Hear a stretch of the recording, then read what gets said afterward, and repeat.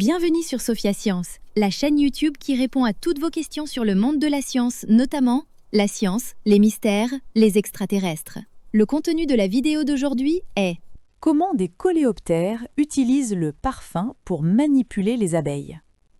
Imagine un petit coin brûlant du désert de Mojave.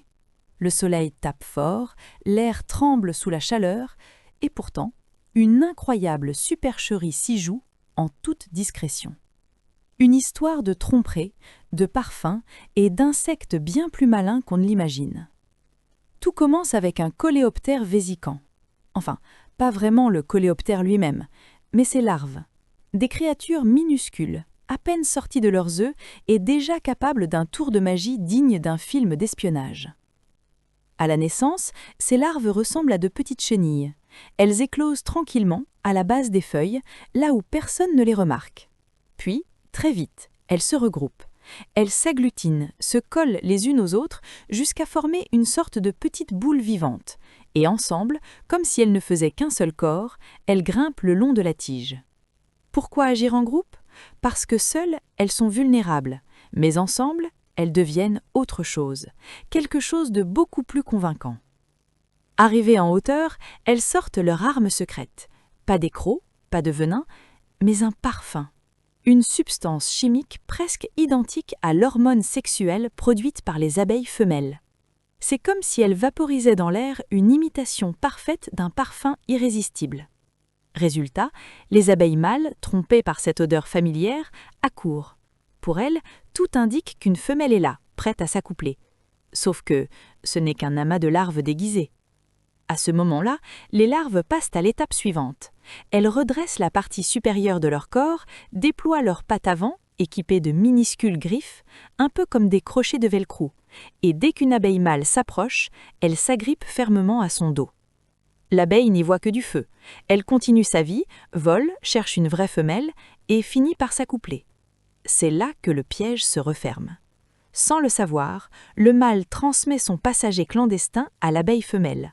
Et hop, les larves changent de taxi.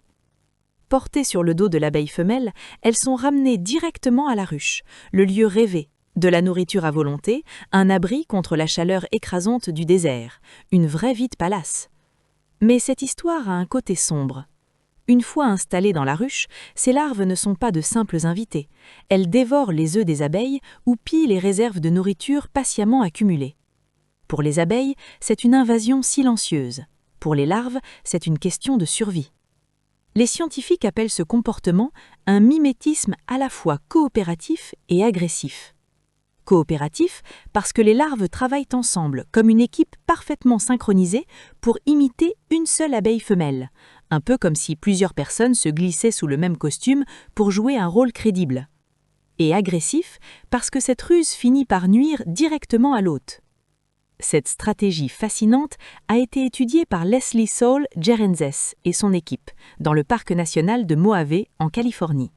Pour eux, il s'agit du premier exemple connu d'imitation collective aussi élaborée chez les insectes. Et quand on y pense, tout cela a du sens. Dans un désert où les températures dépassent régulièrement les 37 degrés, la vie est un défi permanent.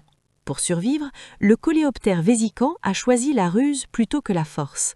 Pas de course, pas de combat, juste une illusion parfaite et un voyage gratuit jusqu'à un refuge climatisé.